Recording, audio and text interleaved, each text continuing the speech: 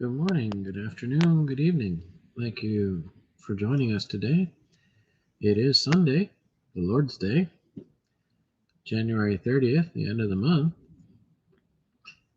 and just before sunrise, actually. So if you joined us today, you're joining us really early. 59 degrees outside in Phoenix, mostly cloudy, it says. Don't know, I can't see. It's dark. Well, today's chapter is a kind of bittersweet chapter as Moses speaks his last. But before he goes, as a good shepherd that he is, he remembers what Jacob did in the end of Genesis in chapter 49, blessing the 12 tribes. So before they go to the promised land, he also blesses them. So without further ado, let's get into today's reading. Deuteronomy chapter 33. This is the blessing with which Moses, the man of God, blessed the people of Israel before his death. He said, "The Lord came from Sinai and dawned from Seir upon us. He shone forth from Mount Paran. He came from the 10,000s of holy ones with flaming fire at his right hand. Yes, he loved his people. All his holy ones were in his hand. So they followed in your steps, receiving direction from you, when Moses commanded us a law as a possession for the assembly of Jacob. Thus the Lord became king in Jeshurun, when the heads of the people were gathered, all the tribes of Israel together. Let Reuben live and not die, but let his men be few." And this he said of Judah, "Hear, O Lord, the voice of Judah, and bring him into his people. With your hands contend for him, and be a help against his adversaries." And of Levi he said, "Give to Levi your Thummim, and your Urim to your godly one, whom you tested at Massah, with whom you quarreled at the waters of Meribah, who said of his father and mother, 'I regard them not.' He disowned his brothers and ignored his children, for they observed your word and kept your covenant.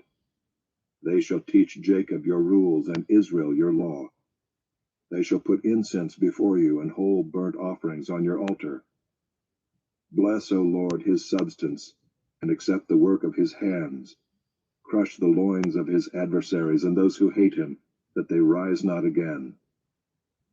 Of Benjamin he said, "The beloved of the Lord dwells in safety. The high God surrounds him all day long and dwells between his shoulders." And of Joseph he said, "Blessed by the Lord be his land, with the choicest gifts of heaven above, and of the deep that crouches beneath, with the choicest fruits of the sun, and the rich yield of the months, with the finest produce of the ancient mountains, and the abundance of the everlasting hills, with the best gifts of the earth and its fullness, and the favor of him who dwells in the bush. May these rest on the head of Joseph, on the pate of him who is prince among his brothers.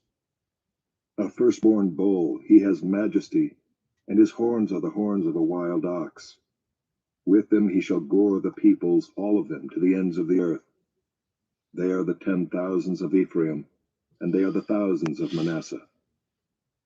And of Zebulun he said, "Rejoice, Zebulun, in your going out, and Issachar in your tents. They shall call peoples to their mountain.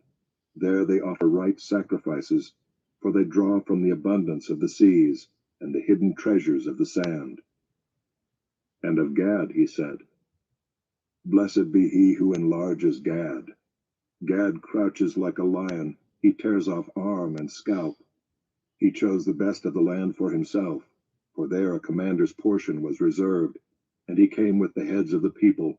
With Israel he executed the justice of the Lord and his judgments for Israel." And of Dan he said, "Dan is a lion's cub that leaps from Bashan." And of Naphtali he said, "O Naphtali, sated with favor, and full of the blessing of the Lord, possess the lake and the south." And of Asher he said, "Most blessed of sons be Asher. Let him be the favorite of his brothers, and let him dip his foot in oil. Your bars shall be iron and bronze, and as your days, so shall your strength be.